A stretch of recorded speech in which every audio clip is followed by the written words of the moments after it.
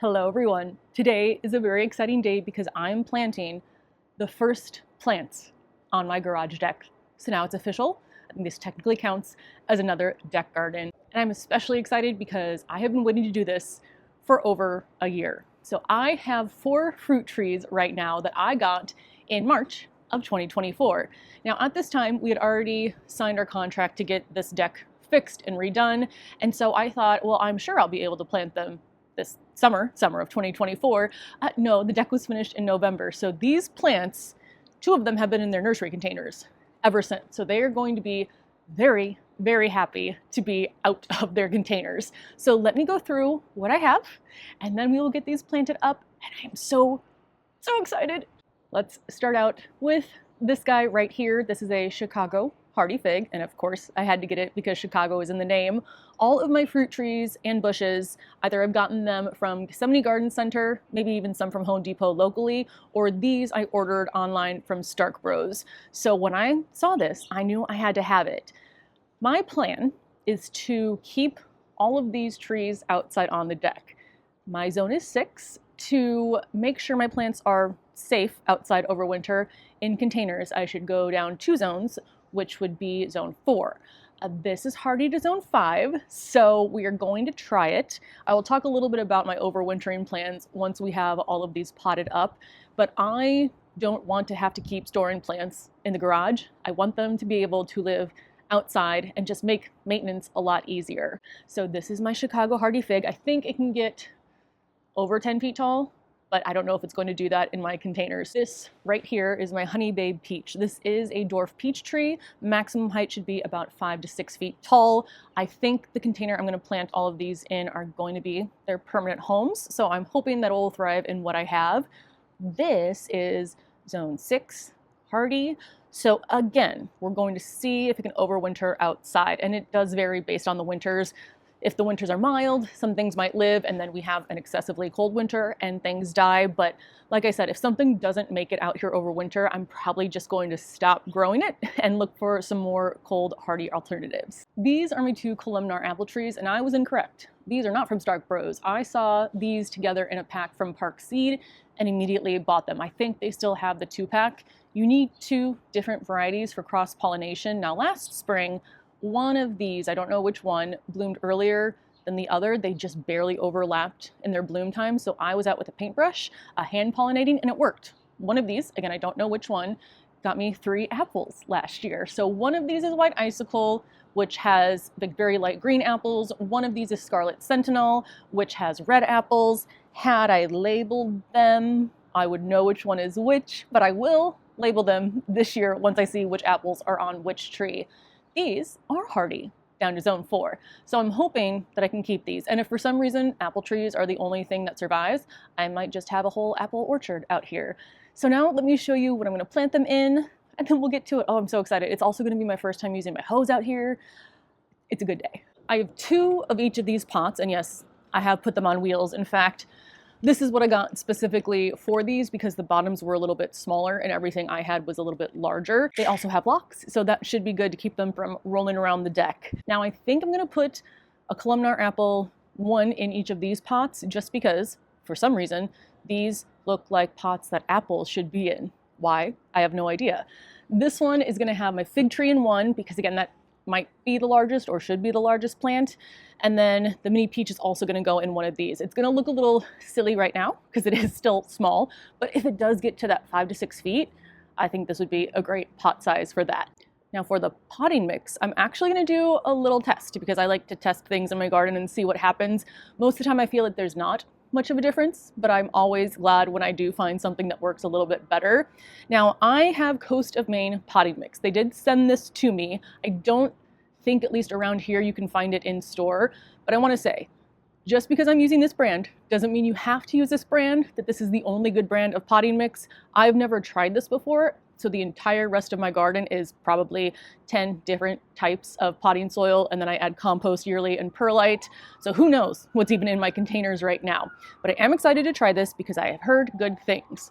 So I'm going to try 3 different ones in each plant, just because, again, I want to see the difference. So I have first what they call the raised bed mix, then I have what they call their potting mix, And then this one says roses and flowers. Now, yes, it does say roses and flowers, but it also says specifically perennials on it.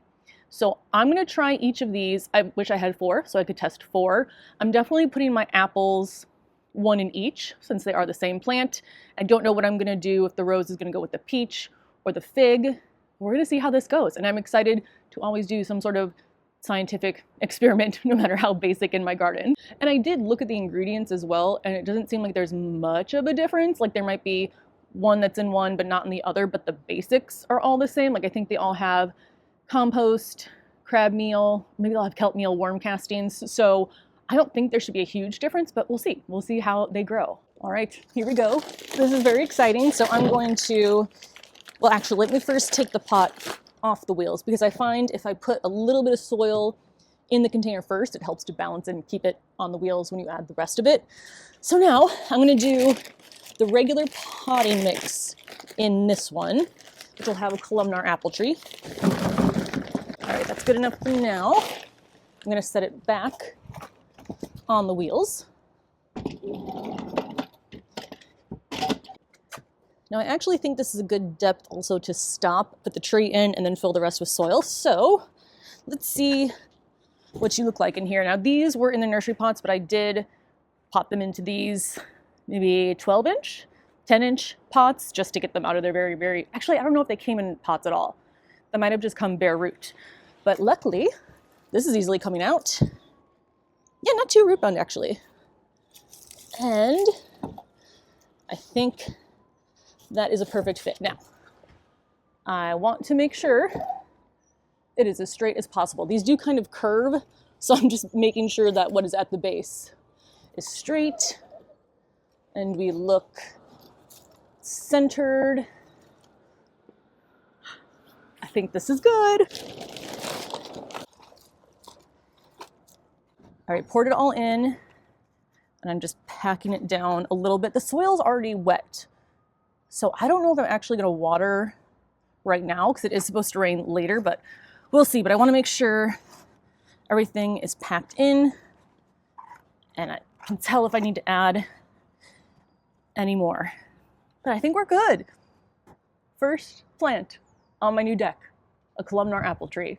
All right, next I'm gonna do the fig, because that one's probably the most excited to get out of its pot. I'm interested to try the rose one for the fig. Why, I don't know. Again, it just says perennials, so I'm gonna try that. Now this pot is a little larger, so I might need more than 1 bag. 1 bag seemed to work for that size, but this, I think it's just a couple inches wider.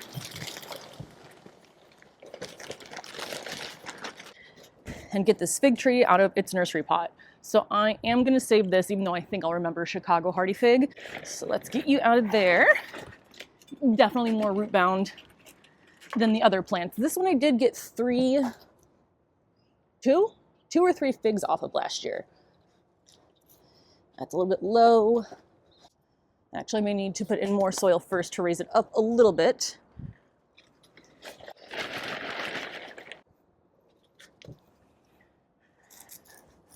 All right, that's a good depth, making sure we are as straight and centered as possible.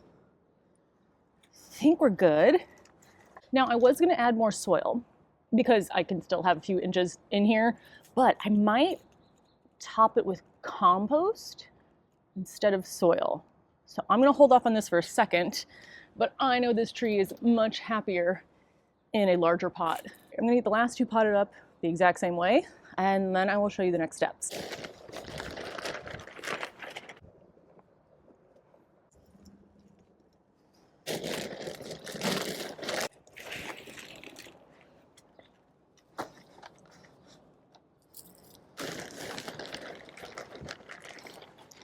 And I forgot to put this one on wheels, so I'm hoping I can lift it.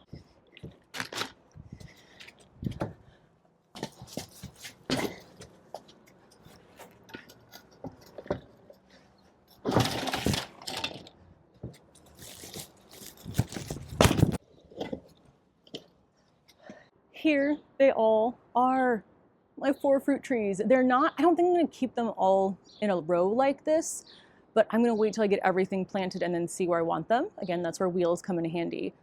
Now, before I go ahead and add the compost on top, I am going to use this fruit and citrus granular plant food, so it's slow releasing, that I've had for many years when I used to have a lemon tree that was too much to keep alive over winter, so I gave it away. Actually, I killed one and gave one away. But the instructions for these are on the back, and they usually should be one for container sizes. So this one says 1.5 cups per 16-inch pot. These are 20 inches and 22, so I'm gonna do roughly 2 cups in all of them. And I'm just gonna sprinkle them, well, I'll show you. I'm just gonna take handfuls and sprinkle them around the plant. The instructions will usually say somewhere around the drip line. However, when you're in a pot, you're kind of constrained, so I just go on the outside of a drip line and scratch it in. And that was about 1 cup, so I'm gonna do that same thing again.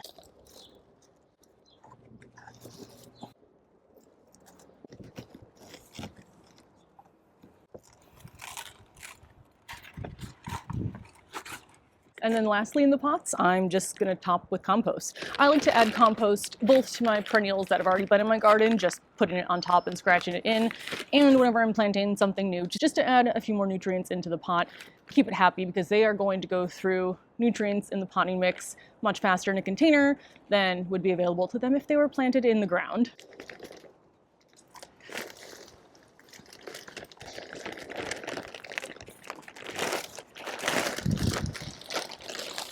So I'm done planting these up.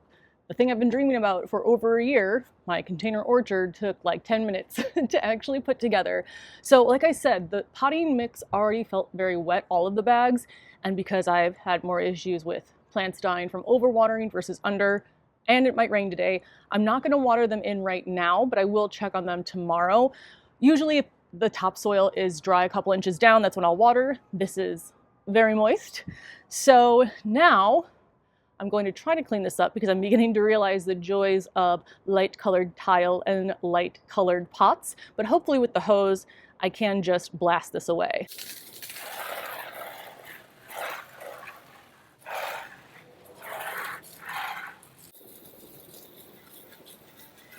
I think this looks pretty good now. I do have to get one of those like deck scrub brushes so that I can keep this a little bit more clean looking, especially the first year. I feel like I'm gonna give it a lot more attention than I will in future years. But also I have been asked how drainage works. So there are spaces in between all of the tiles, and then from the tiles to the actual garage rooftop, there's maybe about a foot of space or a little less. So the water comes through the cracks, hits the roof is slanted towards 2 gutters. So that is how drainage works. Now I do try to keep it as clean as possible when I am planting, but I know that I am gonna make a little bit of a mess every time. So that is my fruit orchard. This is it. I will obviously keep you updated. I have a lot more planting to do out here. I don't have the plants yet for most of the parts. My seedlings are still inside, but it's happening. It's all coming together. So I'll keep you updated on where these end up on this deck. Oh, 2 other things. Overwintering plan, and I want to show you something with the hose. My overwintering plan is going to be very similar to what I do with my raspberries. So I'm basically going to take all of my fruit trees, and there will be perennials in these containers as well. I'm going to shove the fruit trees up against here. I'll probably then push the covered table up against it. Now, the slats up there in the pergola have to stay open over winter because they can't support the snow load. So rain and moisture will get through. I will probably also throw a tarp over them, again, to protect the soil from staying too wet over the winter and rotting the roots. So that's my plan. If it doesn't work, those plants don't get to live out here anymore. And then this might not be as exciting to you as it was to me, but this hose reel was on here. I was gonna have it removed because I know I like the flexible hoses a lot better, and I assumed that if I had a flexible hose on this, I would have to unravel it the entire way for the water to get through, but no, it expands just fine looped around there. So I only have to take off what I need to use, and then I can wrap it back around. All right, so that is gonna be everything for this video. Thank you so much for watching. Let me know if you have any questions. I'll let you know how these different potting mixes do, and I will see you in the next video. Bye.